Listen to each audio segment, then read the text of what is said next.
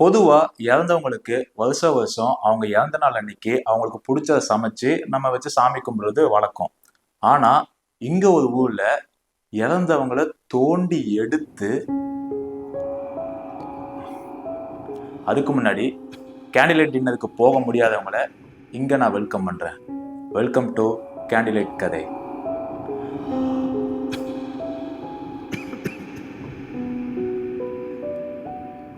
மடகாஸ்கர்ல ஒரு festival celebrate பண்றாங்க. பொதுவா ஃபெஸ்டிவல்னா ஒரே ஆட்டம் பாட்டம் கொண்டாட்டம் தான். இங்கேயும் அதே தான் பண்றாங்க. ஆனா இன்னொன்னு புதுசா ஆட் பண்ணியிருக்காங்க. ஏற்கனவே இறந்து போனவங்கள மறுபடி தோண்டி எடுத்து அவங்கள ஒரு துணியால சுத்தி தலைக்கு மேல தூக்கி வச்சு கொண்டாடிட்டு இருக்காங்க.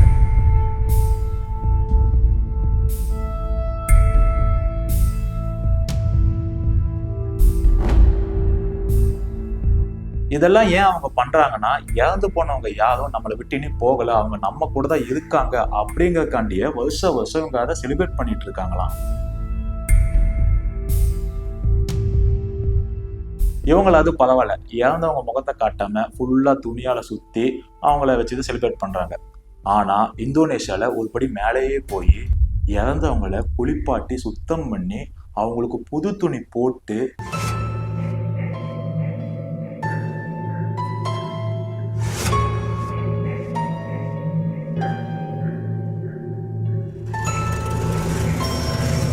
ஓகே தான். நமக்கு பிடிச்சவங்க யாராவது இறந்து போயிட்டாங்கன்னா அவங்கள வருஷம் வருஷம் இந்த மாதிரி தோண்டி எடுத்து பார்க்கும்போது ஒரு சந்தோஷம் இருக்கும் தான். ஆனா அவங்கள நம்ம இப்படிதான் பார்க்கணும்னு நினைக்கும் போதுதான்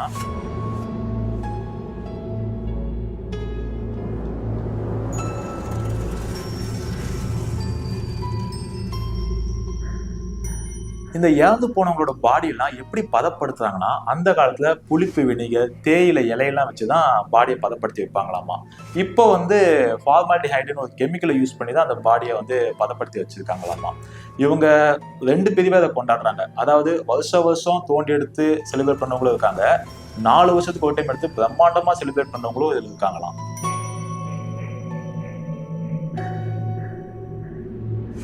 இந்த ஃபெஸ்டிவல்ல யார் உயிரோடு இருக்காங்க, யார் இறந்து போயிட்டாங்கன்னு தெரியாத அளவுக்கு அவங்களுக்கு டெக்கரேட் பண்ணி செலிப்ரேட் பண்ணிட்டு இருக்காங்க. ஒருவேளை இந்த ஃபெஸ்டிவலுக்கு நான் போயிருந்தேன்னா இருக்கிறவங்க யாரு போனவங்க யாருன்னு தெரியாம அவங்க பக்கத்திலேயே உட்கார்ந்து இந்த ஃபங்க்ஷன்ல இப்ப தேவையா, செத்தவங்களை தோண்டி எடுத்தியாதா?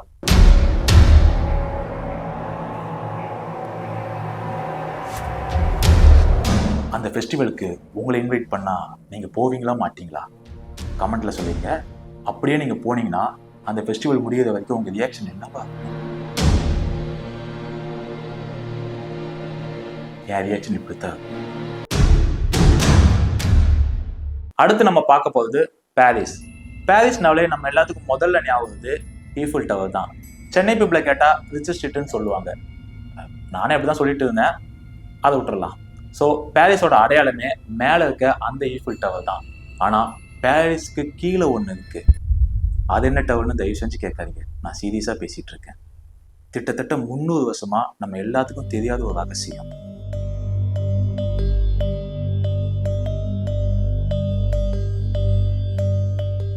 செஞ்சுரி கிட்டத்தட்ட 300 வருஷத்துக்கு முன்னாடி பாரிஸ்ல மக்களோட பாப்புலேஷன் ரொம்ப அதிகமாவே இருந்தது. அந்த டைம்ல இந்த காலரா அந்த மாதிரி நோயெல்லாம் வந்தனால மக்கள் கொத்தா சாகவும் ஆரம்பிச்சாங்க. ஸோ அவங்களுக்கு புதைக்க இடம் இல்லாம போச்சு. அதாவது 6 அடியில புதைச்சிட்டு இருந்தவங்கள 4 அடிக்கும், அதுக்கப்புறம் 2 அடிக்கும் புதைக்க ஆரம்பிச்சாங்க. கடைசியில புதைக்கவே இடம் இல்லாம அங்கங்க தூக்கி போட ஆரம்பிச்சிட்டாங்க. அப்படி மக்களை தூக்கி போட்டு புதைக்காம விட்டதுனால அவங்க மூலியமா கூட சில நோய்கள்லாம் பரவ ஆரம்பிச்சது. அதனால பாரிஸ் கவர்மெண்ட் ஒரு முடிவு பண்றாங்க. ஆல்ரெடி புதைச்சு எலும்பு கூட இருப்பாங்க பாத்தீங்களா, அது எல்லாத்தையும் தனியா கலெக்ட் பண்ணி ஒரு இடத்துல கொண்டு போய் வச்சிடலான்ட்டு. அந்த இடம் தான் பாரிஸ்ல இருக்க கேட்டோகோம்ஸ்னு ஒரு இடம்.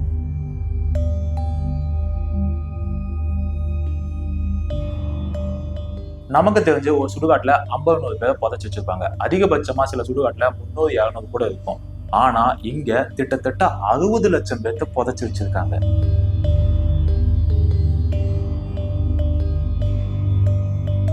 அதுவும் அத்தனை பேரோட எலும்புகளை நைட்டோட நைட்டா ரகசியமா தான் இங்க கொண்டு வந்து சேர்த்தாங்களாமா.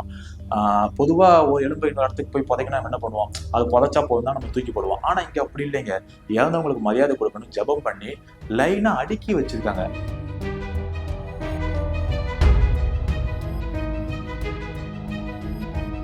இதெல்லாம் ஏன் இப்படி அடுக்கி வச்சிருக்காங்கன்ட்டு இன்னி வரைக்கும் யாருக்குமே தெரியல. இது ஒரு ரகசியமாவே தான் இருக்கு.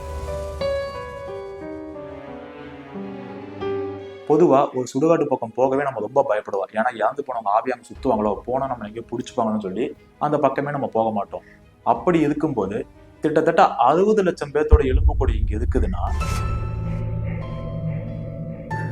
1793 வெள்ளிபர்ட் அப்படிங்கிறது உள்ள போயிருக்காரு. ஆனா உள்ள போனது வெளியே திரும்ப வரவே இல்லை. கிட்டத்தட்ட 11 வருஷம் கழிச்சுதான் அவர் வெளியே கொண்டு வந்தாங்க. பாவம், வெள்ளிபர்ட் தான் உயிரோடு இல்லை. இந்த இடம் இப்போ ஒரு டூரிஸ்ட் பிளேஸா தான் இருக்கு. என்னதான் டூரிஸ்ட் பிளேஸா இருந்தாலும் உள்ள சில இடத்துக்கு மேல யாருக்கும் போக அனுமதி கிடையாதுங்க. ஏன்னா அது உள்ள என்ன இருக்கும் இன்னி வரைக்கும் யாருக்குமே தெரியலாம். ஸோ அப்படி இருக்கும்போது அந்த இடத்தெல்லாம் ஆராய்ச்சி பண்றவங்களுக்கு தான் சில பேர் இருப்பாங்க. அவங்கள வந்து கேட்டாஃபைல்ஸ் அப்படின்னு சொல்லுவாங்க. இவங்க வந்து முறையா பர்மிஷன் இல்லாம உள்ள போய் ஆராய்ச்சி பண்றவங்களாமா. அப்படி இவங்க ஆராய்ச்சி பண்ணும்போது ஒரு நாள் அவங்க கையில ஒரு கேமரா கிடைச்சிருக்கு. அதாவது ஆல்ரெடி உள்ள போனவங்க யாரோ ஒருத்தங்க அந்த கேமரா உள்ள மிஸ் பண்ணிட்டாங்க போல இருக்கு. அந்த கேமரா கிடைச்சிருக்கு. அந்த கேமராவோட ஃபுட்டேஜை பார்க்கும்போது he's running faster and faster and faster, deeper and deeper into the catacombs. And all of a sudden, we hear his breathing get louder and louder, as though something was scaring him. He's frightened. He's frightened.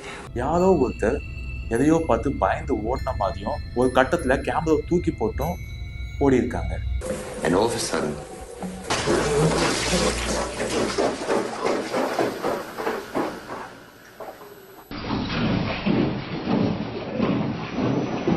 இந்த ஃபுட்டேஜை பார்க்கும்போது ஒரு விஷயம் மட்டும் தெளிவா புரியுது. அங்க எதையோ ஒண்ணு அவர் பார்த்துருக்காரு.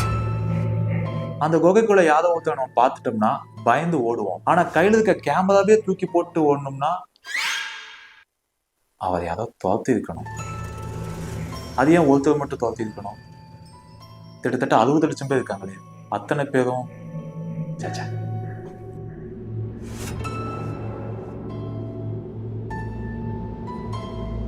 ஒன்னே ஒண்ணு உங்ககிட்ட நான் சொல்லிக்கிறேன். இந்த மாதிரி ஏதோ இடத்துக்கு நீங்க தனியா போகும்போது உங்க பின்னாடி யாராவது வர மாதிரி தெரிஞ்சா தயவு செஞ்சு நீங்க பயப்படாதீங்க.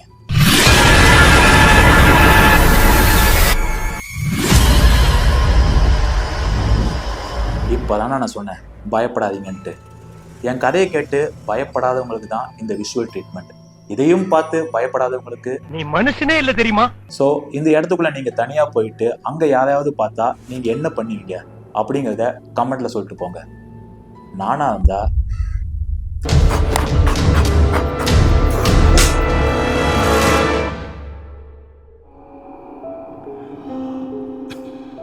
இந்த வீடியோ உங்களுக்கு பிடிச்சதுன்னா மறக்காம ஷேர் பண்ணுங்க. அப்படியே கமெண்ட் செக்ஷன்ல ஸ்வைப் பண்ணீங்கன்னா ஹைப்னு ஒரு ஆப்ஷன் காட்டும். அதையும் மறக்காம கிளிக் பண்ணிடுங்க. எல்லாமே ஒரு ஹைப்புக்கு தான்.